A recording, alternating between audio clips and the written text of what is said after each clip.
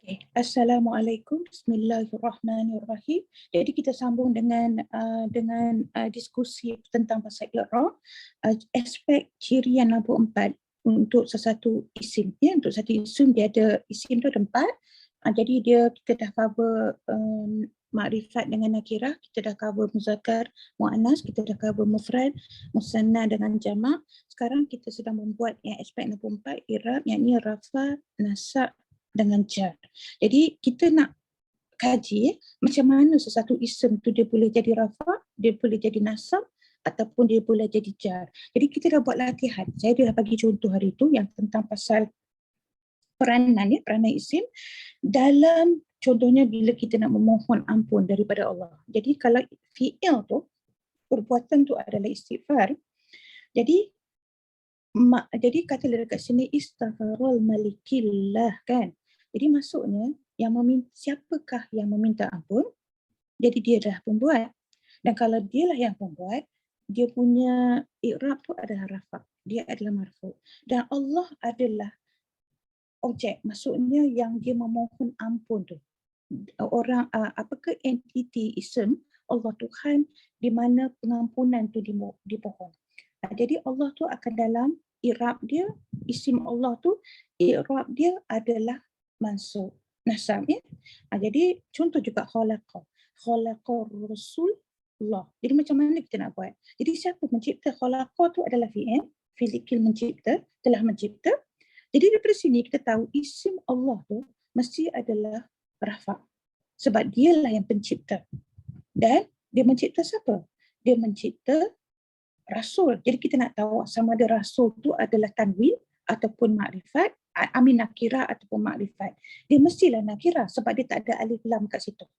Jadi kalau dia nakirah, kita kena sebut Rasulan. Ya, Rasulan. Daripada sini kita dapat. Ini hanya pengenalan ya, saya bukan nak expect semua orang tahu. Tak apa, it's okay. Ini kita nak membiasakan diri di mana kita nak tahu bahawa setiap isim dalam apa-apa ayat tu kita kena menentukan, kita nak mengenalkan, pastikan dia punya i'rab supaya kita tahu peranan dia dalam ayat tu.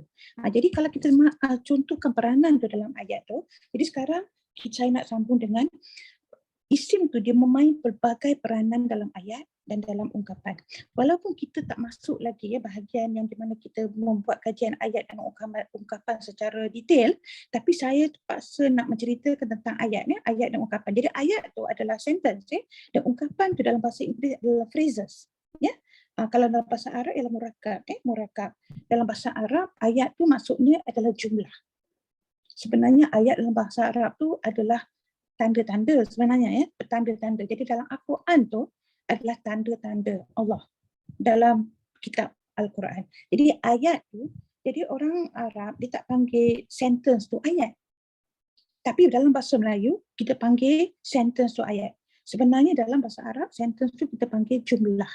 Kalau sentence tu banyak, kalau dia jamak kita panggil jumlat ya, jumlat. Jadi ada dua jenis ayat basic yang saya nak ceritakan supaya kita dapat faham peranan isim dalam ayat tu. Paling basic nombor 1 ialah jumlah fi'iliyah. Maksudnya verbal sentence ataupun dalam bahasa Melayunya ayat perbuatan.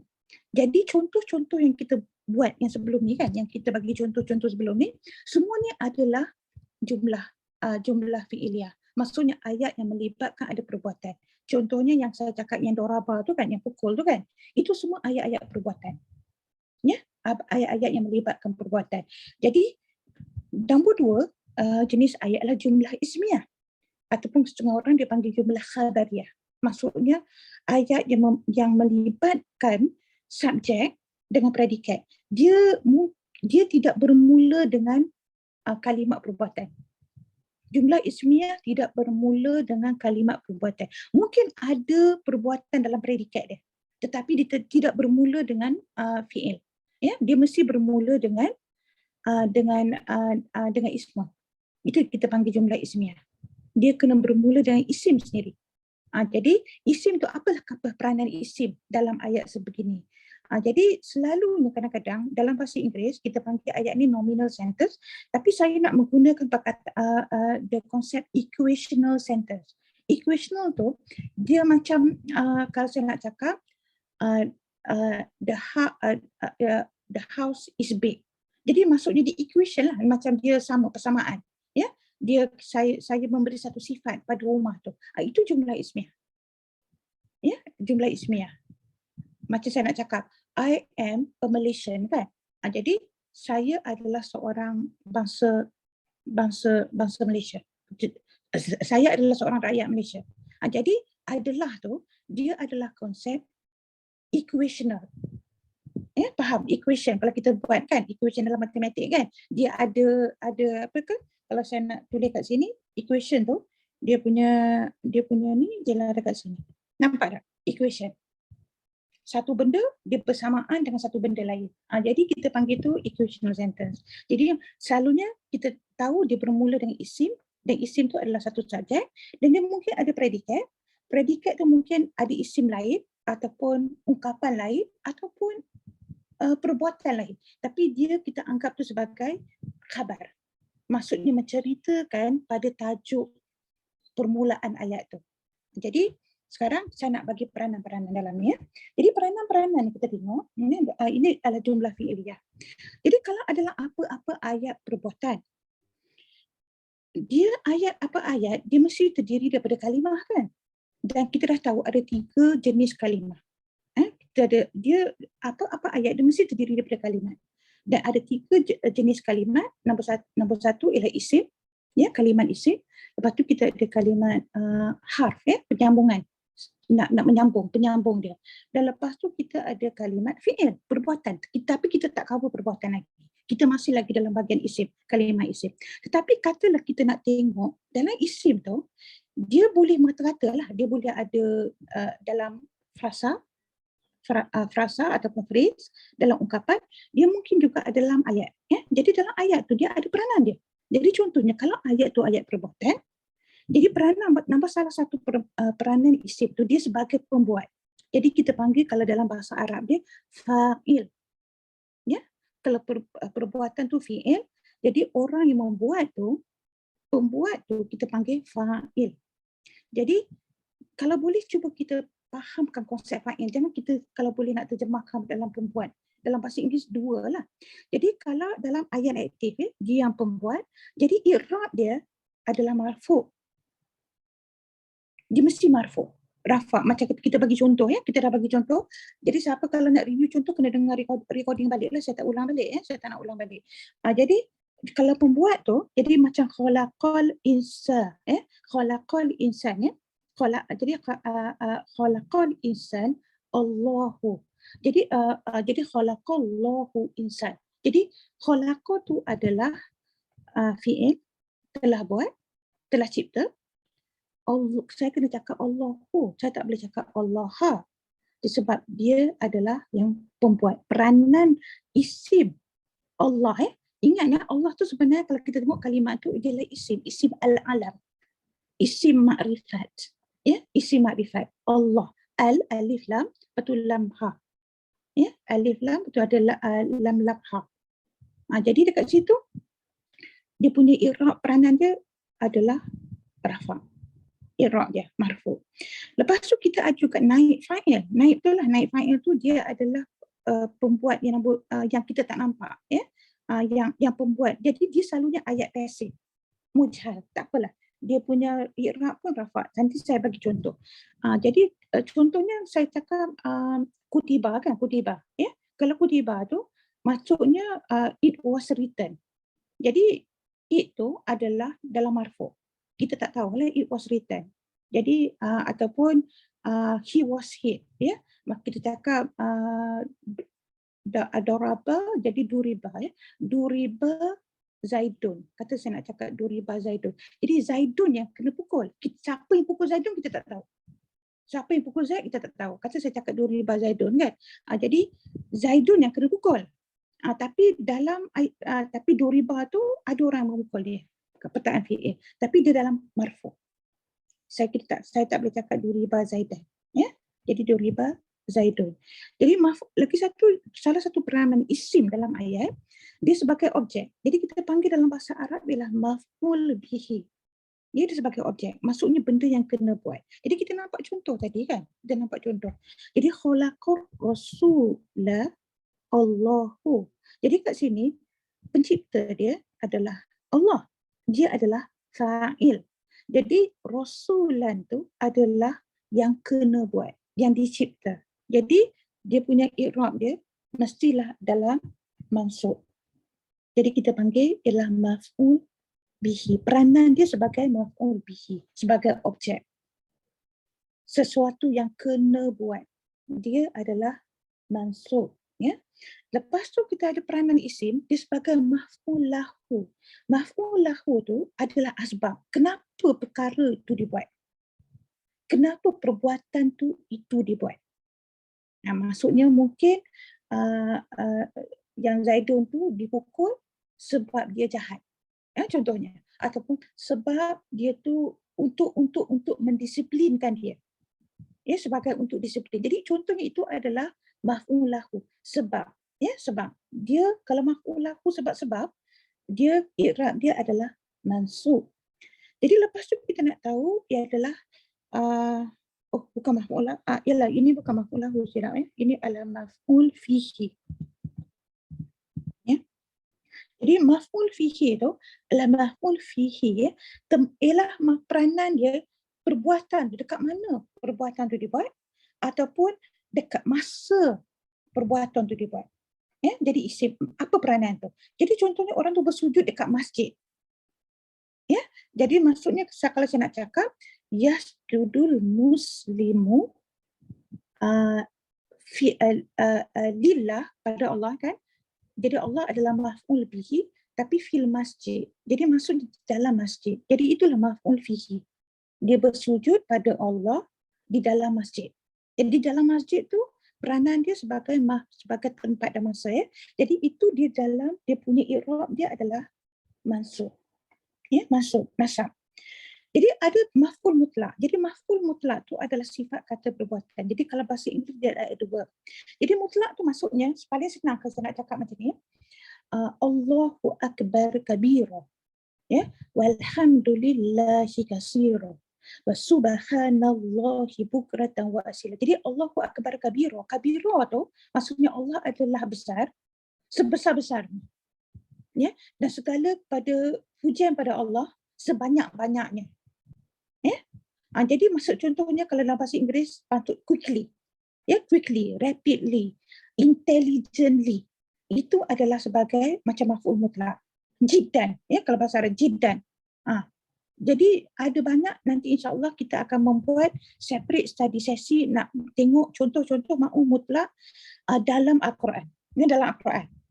Yang paling banyak tu yang surah Dariyat lah, Dariyat tu. Ya, dia ada banyak menggunakan maf'ul mutlak. Jadi dia punya i'rab dia, tapi contoh kenapa kita nak tengok ni, kita nak tahu i'rab dia apa dia. I'rab dia adalah mansub. Ingat ya, Allahu akbar kabira. Saya tak cakap Allahu akbar kabirun. Betul tak? Dia kena kabira. Dia bukan kabirun. Allahu akbar kabira. Walhamdulillahi katsira. Tak cakap katsirun.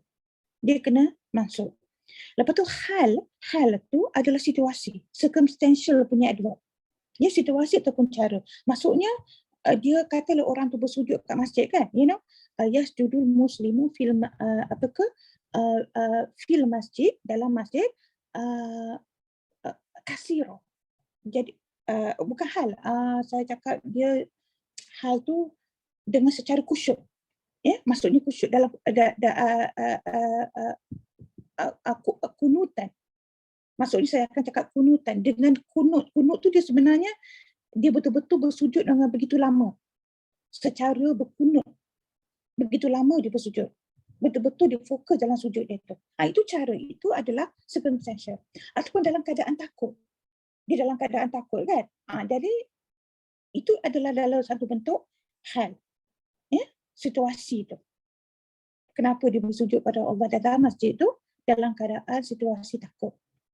Jadi ini adalah peranan-peranan isim dalam jumlah fi'iliyah. Jadi tujuan saya nak introducekan jumlah ni bukan sebab Ni sebab saya nak menunjukkan peranan isim supaya kita dapat kenal pasti i'rab. Jadi semua contoh-contoh sebelum ni yang kita bagi dalam sesi yang pertama tu adalah jumlah fi'iliyah. Jadi sekarang saya nak introducekan adalah satu jumlah ismiyah. Jadi jumlah ismiyah ni dia adalah kita nak tahu peranan isim, role of the ism dalam jumlah ismiyah. Jadi jumlah ismiyah tu kita cakap adalah nominal, dalam bahasa Inggeris dia adalah nominal ataupun equational sentence. Selalunya ayat tu bermula, saya nak kena cakap bermula tanpa fi'il. Kalimat pertama, kalimah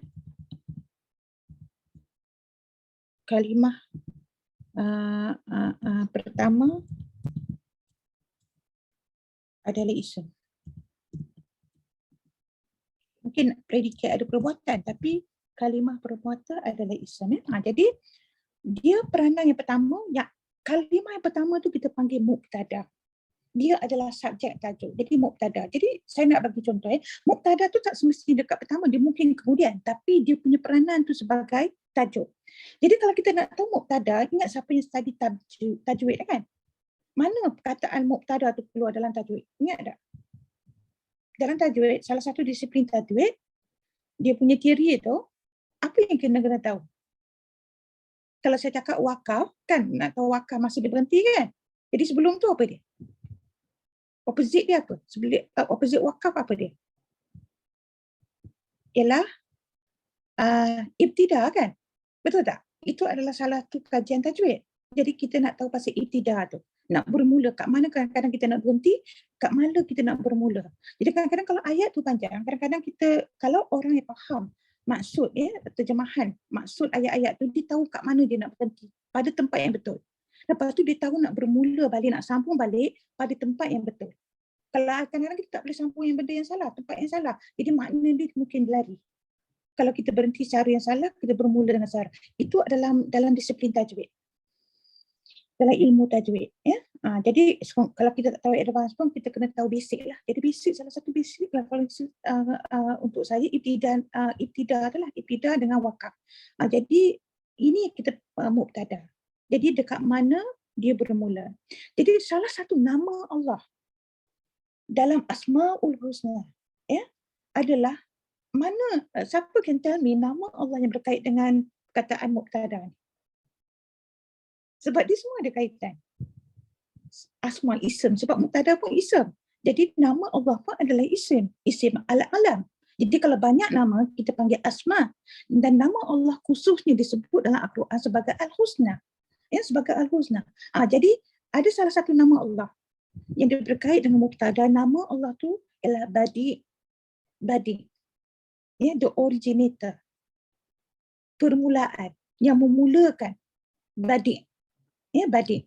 Jadi itulah pada yang berkaitan dengan mubtada. Jadi i'rab dia mesti sentiasa rafa'.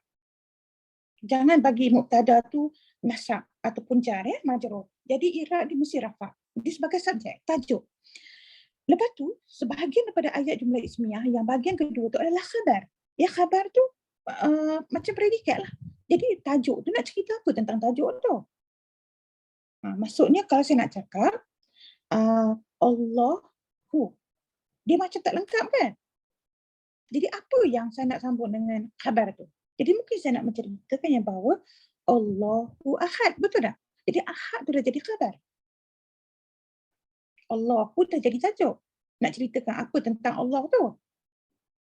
Allahu tu, sebab kalau Allah bukan tajuk. Jadi kalau Allahu dah jadi satu tajuk.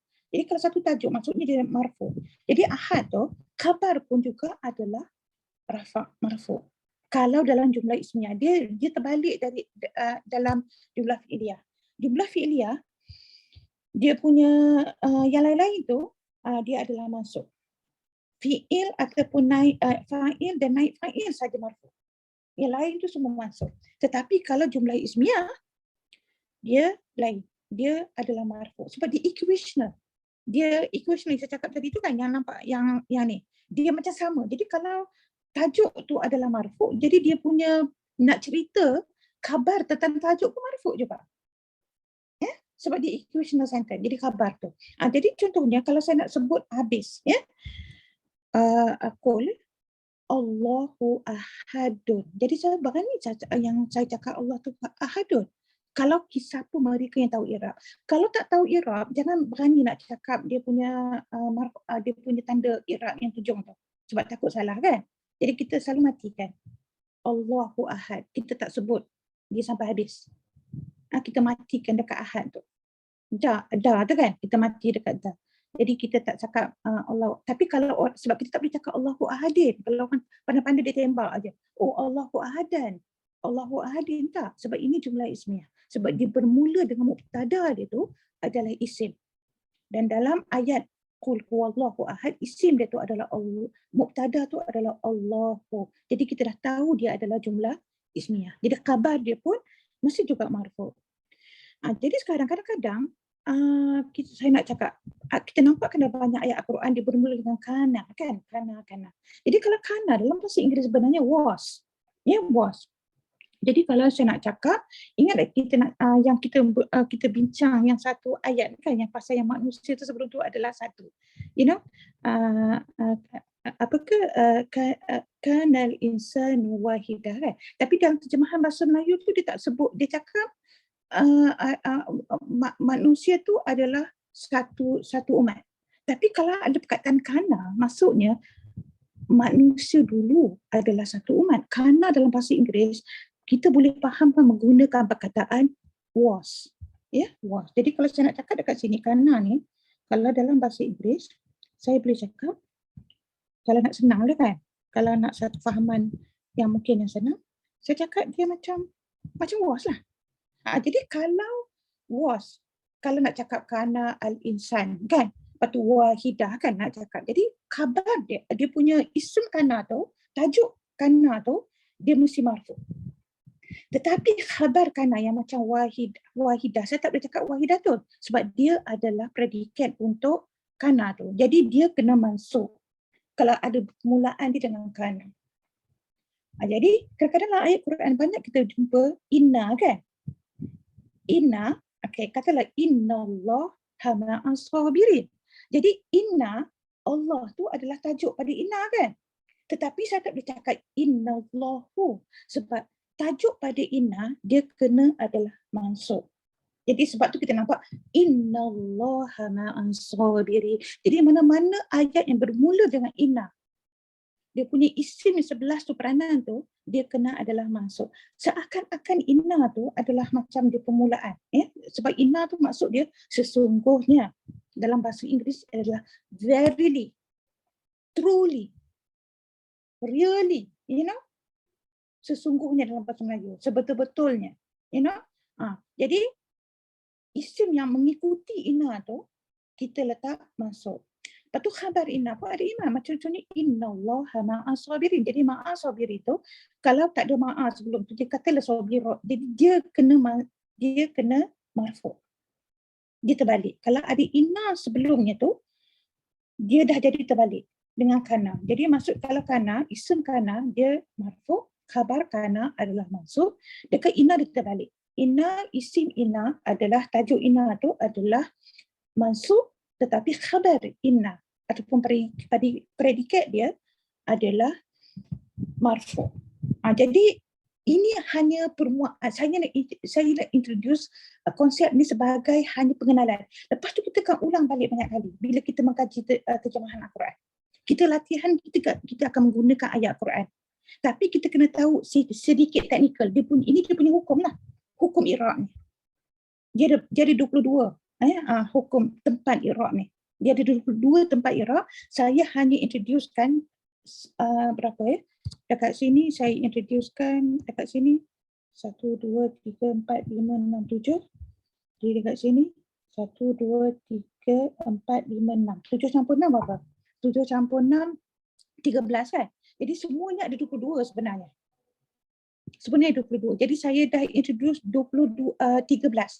Di mana kita dah dapat kenal pasti sama dia tu adalah marfu', mansub. Jadi majrur tu saya akan sambung pada hari Selasa. Jadi sekarang saya nak bagi contoh. Kalau majrur tu jar tu dia lebih dalam ungkapan, bukan dalam ayat. Sebab ingat sebab tajuk topik kita hari ini ialah pelbagai peranan ism dalam ayat dan ungkapan. The various roles of ism in a sentence and phrases. Jadi kalau majrur dia lebih dalam ungkapan, bukan dalam ayat. Ya, dia lebih dalam ungkapan. Peranan sebab majrur ni dia ada dua saja tempat dia. Dua je position dia. Jadi saya akan tambah masalah pada hari Isnin. Jadi sekarang kita nak buat contoh ya. Contoh. Dalam ayat Al-Baqarah kita dah buat. Ingat tak ayat Al-Baqarah? Khatamallahu ala qulubihim kan? Wa ala sam'ihim wa ala absarihim ghishawah. Ingat tak? Dalam ayat Al-Baqarah kan?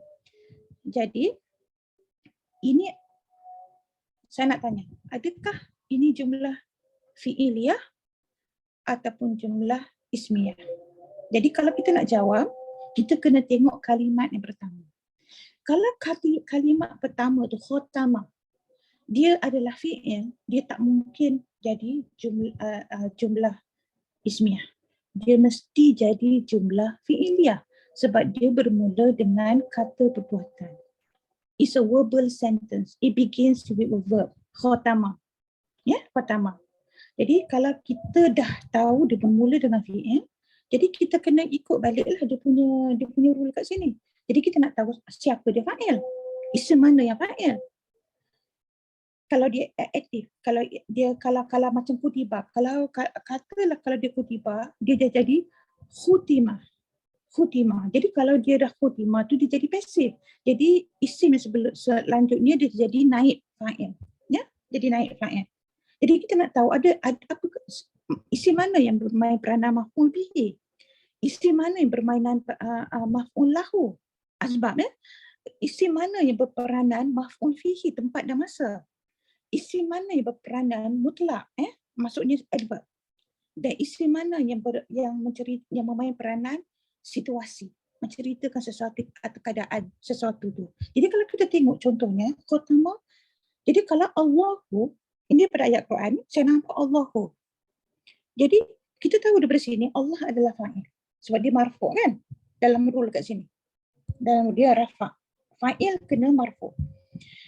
Jadi Allah yang membuat perbuatan khatama. Nak tahu perkataan makna khatama tak apa, itu soalan nombor 2. Bukan tujuan kita dalam nak melatih i'rab. Khatama tu maksudnya kalau kita ikut terjemahan menutup. Kan kita khatam kan, bila khatam Al-Quran tu saya tak sedap sangat. Dengan khatam Al-Quran tu maksudnya menutup Al-Quran tau. Itu maksud dia sebenarnya. Ikut literal. Oh, saya dah khatam Al-Quran. Jadi sebenarnya bayangkan jadi saya nak cakap khatama, kata saya cakap khatama Zaidun Al-Quran. Jadi maksud perkataan dia adalah Zaidun dia menutup Al-Quran, itu maksud dia. Kan? Itu maksud dia. Zaidun tu ialah yang menutup. Apa yang dia tutup? Al-Quran tu yang dia tutup tu. Objek dia. Jadi khatamallahu, jadi ala qulubihim. Jadi qulubi tu sebab ada perkataan ala ni saya tak sentuh lagi sebab dia ungkapan. Dia ungkapan ni kita panggil muta'alliq ataupun prepositional phrase. Jadi apa harf kalau diikuti dengan isim tu mesti majrur. Jadi dia yang saya tanda kuning tu. Dia tak boleh kalau sebelum tu adalah harf sebelum tu. Jadi kita tak cakap lillahu kan. Kita mesti cakap lillahi. Ya, lillahi. Kalau ada apa harf sebagai penyambung sebelum isim tu adalah dalam bentuk jar. Nama teknikal dia, ungkapan teknikal dia kita panggil dia adalah prepositional phrase. Dalam bahasa Arab kita panggil muta'alliq. Ya, muta'alliq. Okey. Jadi isim qulubi itu adalah jawapannya senanglah, di dalam majrur. Okey, lepas tu kita tengok paling simple. Ayat pertama dalam Al-Fatihah ialah Alhamdulillah. Jadi soalan kita nak tanya, adakah Alhamdulillah itu jumlah fi'iliyah ataupun dia jumlah ismiyah? Tapi ingat fi'il dia tak boleh ada alif lam. Kalau kita nampak alif lam, alhamdu, kita dah tahu dia tak boleh jadi fi'il. Fi'il tak boleh. Ada alif lam tu dia mesti adalah isim. Hanya isim makrifat boleh didahului dengan alif lam. Ya? only a definite isim can be preceded by alif lam al. Jadi kalau saya nampak alif lam, saya tahu for sure ini bukan, walaupun saya bodoh lah benda lain kan, at least saya dah tahu ini adalah jumlah ismiyah. Dia bukanlah jumlah fi'iliyah sebab tidak ada kata perbuatan sebagai permulaan ayat. Jadi alhamdu. Jadi alhamdu adalah isim. Jadi kalau saya nampak, memang kita tahu lah alhamdu, kita tak cakap alhamdi kan. Jadi kalau alhamdu dalam keadaan rafa, ini adalah subjek dia. Betul kan? Sebab jumlah ismiyah, dia jadi mubtada. Dia mestilah dalam marfu. Jadi mubtada, topik subjek dia dalam Al-Fatihah tu, dia punya tajuk tu sebenarnya kepujian. Jadi kepujian tu sebagai tajuk. Jadi predikat dia apa? Kepujian pada siapa? Kita nak memuji siapa? Kepujian. Kita tak boleh cakap memuji, ya. Kita tak boleh cakap dia sebagai perbuatan. Dia sebagai isim. Dia alhamdu, jadi kita memuji pada Allah. Jadi lillahi lam yang sebelum Allah tu adalah harf. Jadi kita ingat dia punya hukum i'rab, kalau ismun tu didahului dengan harf sebagai dia kena dalam keadaan ungkapan tu adalah jar. Jadi isim tu di dalam jar ataupun majrur. Jadi jawapannya memang jar lah. Jadi lillahi tu kalau kita nak tahu bahasa teknikal Arab dia, kita panggil muta'alliq. Dalam bahasa Inggeris, the phrase kita panggil prepositional phrase. Dia didahului dengan preposition. Dalam bahasa Melayu, minta maaf sebab saya tak ada tahu teknikal sangat dalam bahasa Melayu. Jadi saya cuba nak menterjemahkan supaya kita dapat faham dalam bahasa Melayu saja. Tapi kalau nak tahu teknikal dia, sebenarnya ini adalah prepositional phrase. Dan semua isim dalam prepositional phrase dia mesti adalah dalam i'rab jar. Dia adalah majrur. Cukup simple, ya. Jadi lepas tu kita tutup last sebab nak habis dah. Last kali dalam surah Al-Ikhlas. Jadi kalau saya nak tanya, ya, berapa isim dalam qul huwallahu ahad? Ya. Jadi qul tu adalah perintah. Jadi kita itu adalah ayat perintah, jadi itu adalah perbuatan. Jadi Allah memerintah kita, memerintah seseorang tu, selalunya Rasulullah lah yang pertama, tetapi kita pun memerintah, qul, cakap. Jadi apa yang Allah nak suruh kita cakap? Huwallahu ahad. Nampak tak? Tadi saya dah mulakan. Kalau bermula dengan huwa adalah ganti nama adalah ismun kan, isim kan. Jadi kita dah tahu kalau saya berhenti kat sini, ya, kalau saya hanya nak menandakan, patutlah saya nak tambah, contohnya kalau saya pergi dekat saya nak tambah dekat sini, saya nak bagi tanda kan. Kalau saya nak tambah dekat sini, betul lah. Okey. Nampak? Jadi kalau kita kaji perkataan kalimat huwallahu ahad, makula tu dia punya quotation huwallahu ahad, huwa kalau di isim dia dah jadi jumlah ismiyah. Jadi kalau jumlah ismiyah, Allah tu, huwa tu adalah mubtada. Ya. Huwa tu dah jadi mubtada. Yang pertama tu, yang mubtada tu. Jadi khabar tu adalah dekat sini. Jadi khabar tu adalah Allahu ahad. Jadi he is Allahu ahad. Jadi semua adalah marfu. Huwa pun marfu. Bukan hu, ya. Jadi Allahu ahadun, ya. Jadi maksudnya Allah tu adalah satu. Jadi dekat sini ada 3 isim dalam ayat pertama. Huwa adalah satu isim, 3 asma', ya.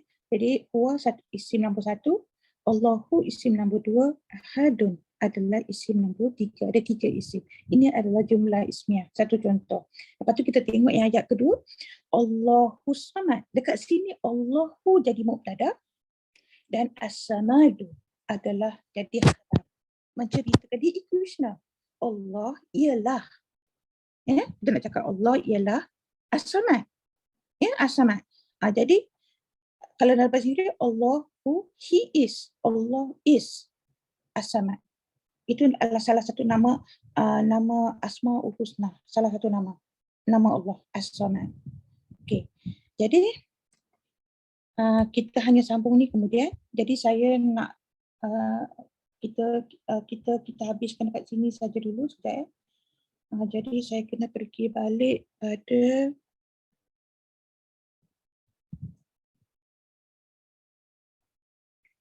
saya stop recording.